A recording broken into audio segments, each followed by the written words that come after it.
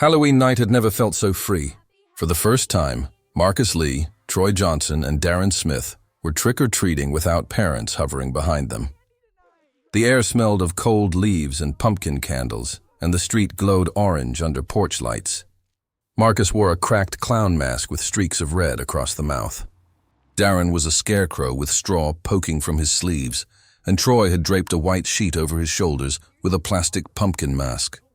None of it matched, but they didn't care. They were out late, laughing, running from house to house, dragging pillowcases that grew heavier with every stop. By 7:30, their town's narrow streets had emptied a little. Fewer children, more shadows. That's when Marcus noticed them, two figures across the street. Both taller than them, wearing black hoodies and cheap masks, walking when they walked, stopping when they stopped. At first, Marcus tried to laugh it off, whispering that they were probably older kids. But as they turned left, the two strangers turned left too. They zigzagged through 3 streets, doubling back in circles, and still the figures mirrored every move. "Let's go through the woods," Troy said. "It'll be faster." "We'll lose them," Marcus hesitated. Everyone in town knew that path, a dirt trail cutting through the woods that connected one neighborhood to another. By daylight, it was harmless. At night, it was a black maze. But the sound of sneakers scraping pavement behind them made the choice easy. They darted into the tree line, their laughter fading into nervous breathing as the streetlights disappeared behind them. Dry leaves crunched underfoot. The deeper they went, the darker it became, until they could barely see each other at all. "Stop! Just stop!" Darren whispered. They froze, surrounded by the smell of damp earth and rotting wood. For a moment, all was quiet. Then came footsteps, slow and heavy, crunching on gravel behind them. Marcus's throat tightened. "Run!" Branches whipped across their faces as they sprinted through the dark, not knowing where the trail went anymore. Behind them, the footsteps grew faster, 2 sets pounding through the gravel, gaining ground. Marcus slipped on wet leaves, catching himself against a tree. In the distance, he saw brief flashes of movement, black shapes weaving between the trunks. "Keep going!" Troy shouted. Their lungs burned. Every pause brought new sounds. Breathing, the faint jingle of metal, a low voice whispering something they couldn't make out.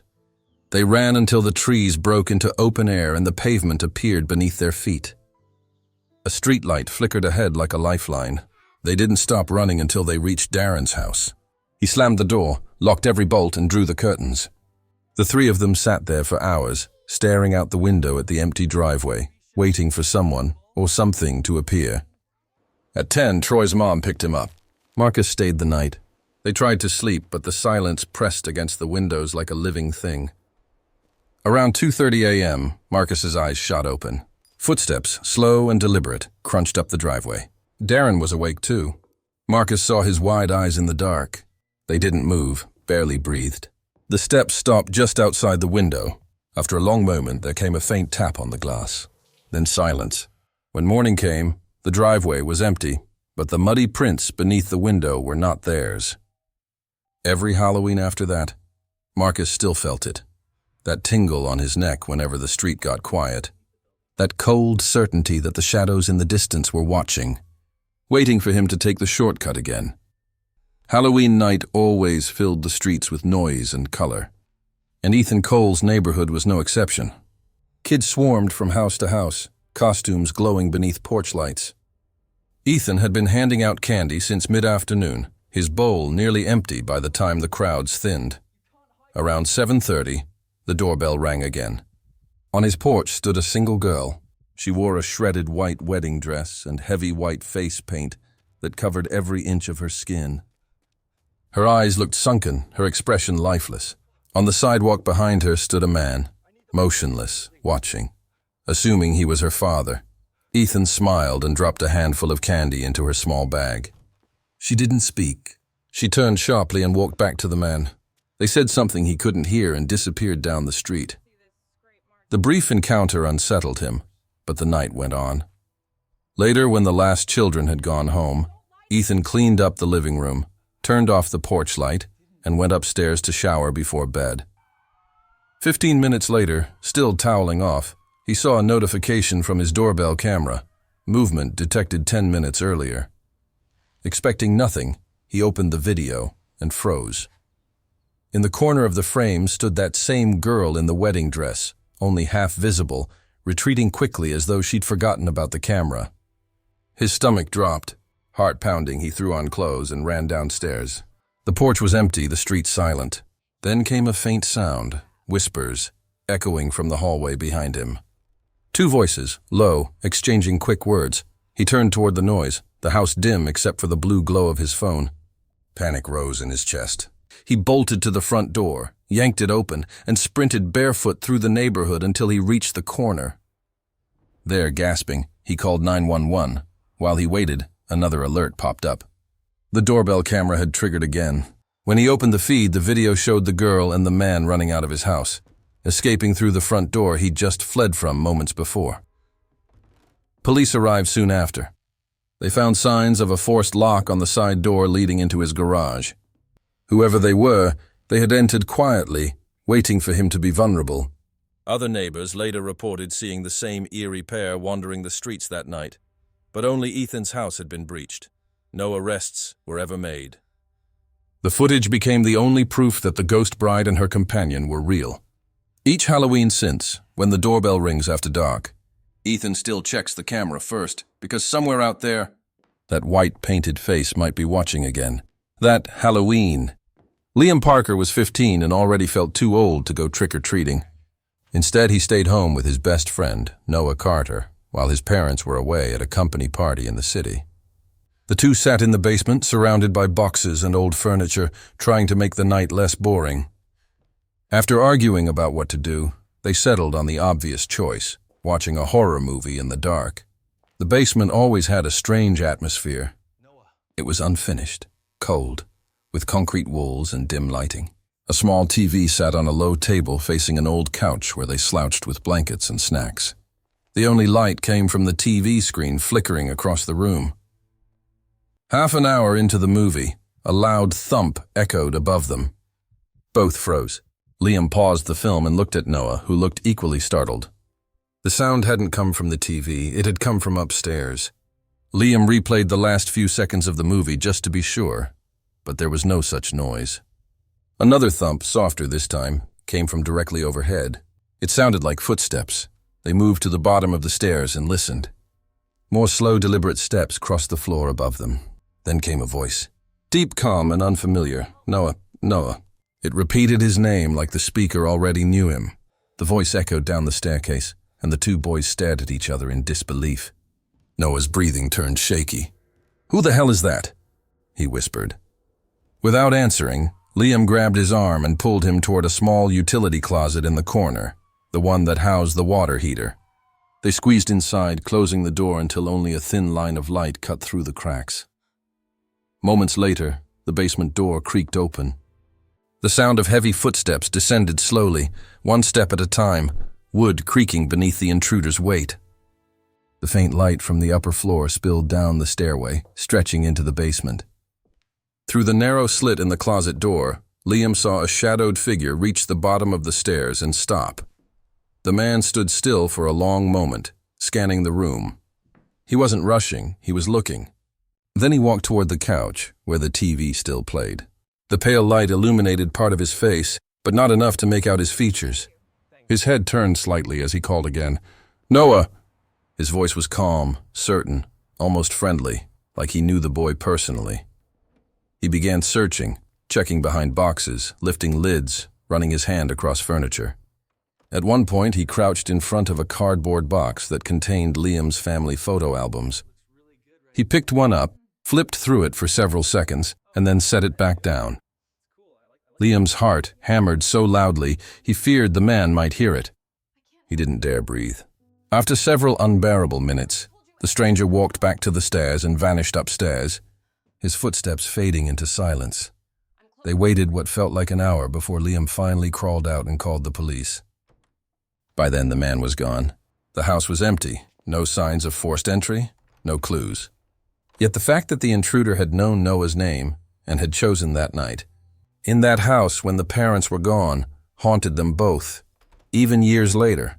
Neither of them ever found out who the man was or how he knew them. But whenever Halloween returns, Liam still avoids basements. and Noah still swears he can hear that voice whispering his name somewhere in the dark. During the last week of October, Danielle Rivers was enjoying her day off when a knock sounded on her front door. She lived alone in a quiet suburban neighborhood where nothing unusual ever happened. When she opened the door, a man in his 40s stood there, average height, stubble on his face, wearing a thick, puffy jacket and a forced smile. "I just wanted to tell you how much I love your Halloween decorations," he said cheerfully. Danielle blinked, unsure how to respond. She only had one decoration, a wooden board painted with a cartoon ghost in her front yard. It wasn't special or fancy, just something her sister had given her years ago. "Thanks," she replied awkwardly. The man nodded, his smile never fading, then turned and walked away slowly. Danielle closed the door, unsettled but trying to laugh it off. Maybe he was just overly friendly, she told herself. Maybe lonely. 2 days later, the same knock came again. Danielle had just come home from work, still in uniform, when she saw him standing there. Her stomach tightened. The man smiled wider this time, commenting again on her ghost decoration, and then trying to start a conversation. Where she worked, if she lived alone, casual questions that didn't feel casual at all. Danielle kept her answers short, making it clear she wanted him gone. After a few tense minutes, she said she was busy and started closing the door. The man didn't move immediately. He just stood there, silent, staring as if deciding whether to knock again. After 20 long seconds, he finally turned and walked away. Danielle locked the door and pulled the curtain shut, her heart racing. From then on, she checked outside before answering any knock. A few nights passed without incident, and she let herself relax. Then came Halloween. She had managed to leave work early and decided to hand out candy.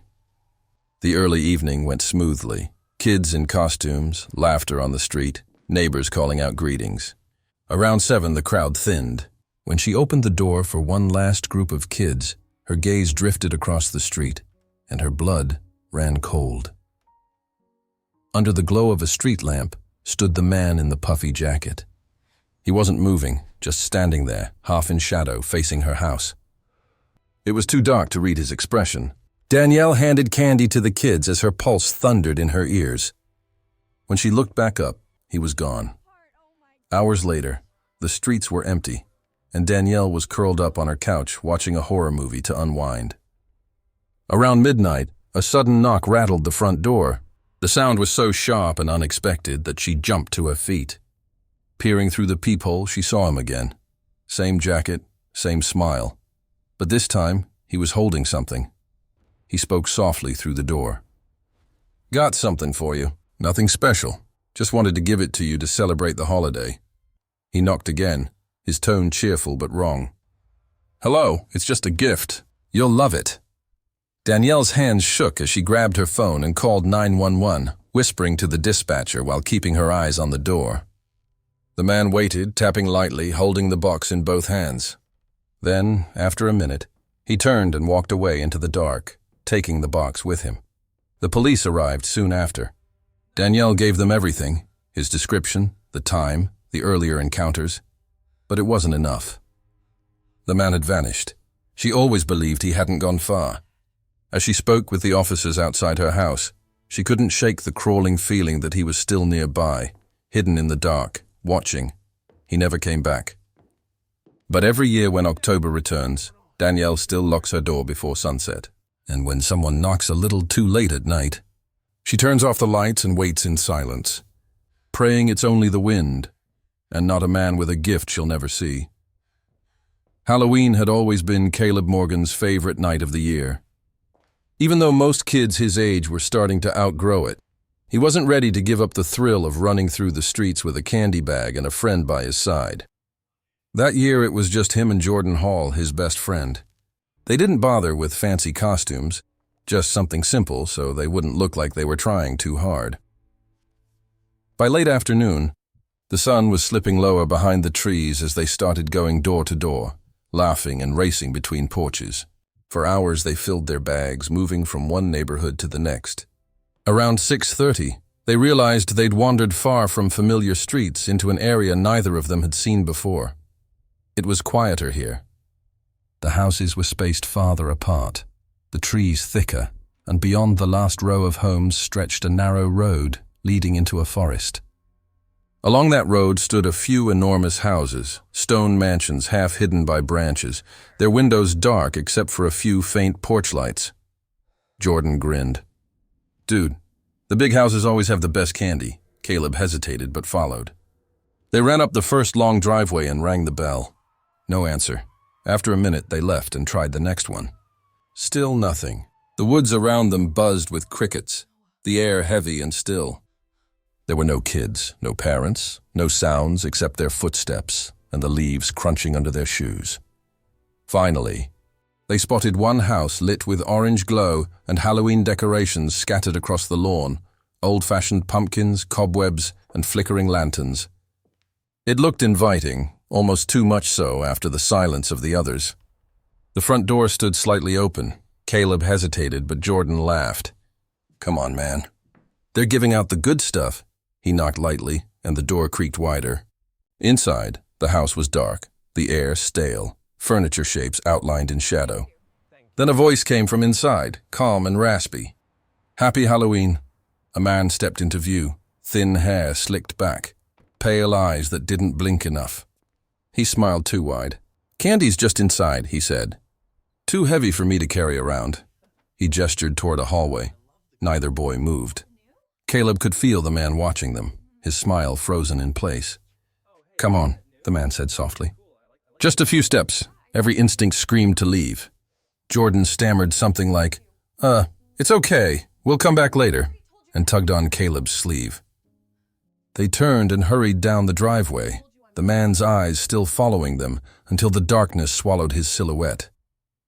They kept walking down the road, trying to laugh it off, but the woods felt different now, colder, quieter, like something was listening. No more decorated houses, just dark driveways fading into trees. The road curved deeper into the forest. "We should turn back," Caleb said, but there was no clear path anymore. After about 15 minutes of walking, they saw it, a car parked on the shoulder of the road. Old and dusty, headlights off, just a shape in the darkness. They whispered to each other, trying to decide if it was abandoned, but when they got close, Caleb glanced through the window and froze.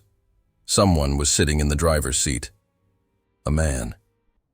Even in the dim light, Caleb recognized the wide, unblinking eyes from the house. He didn't wait to see more. "Run!" he shouted. They sprinted down the road as the headlights flared to life behind them, slicing through the dark. The sound of the engine roared once, then went silent again. The boys didn't look back. They ran until the forest broke open into a normal neighborhood with streetlights and families still trick-or-treating in the distance. Only then did they stop. The car hadn't followed. The night was silent again. Neither Caleb nor Jordan ever told anyone what happened. Not their parents, not their friends. They both knew no one would believe them. But that was the last Halloween they ever went trick-or-treating. Sometimes, when Caleb drives through the old part of town and passes a dark stretch of forest, he swears he can still see those pale eyes staring from a parked car, waiting for the next kids to come too far down the wrong road.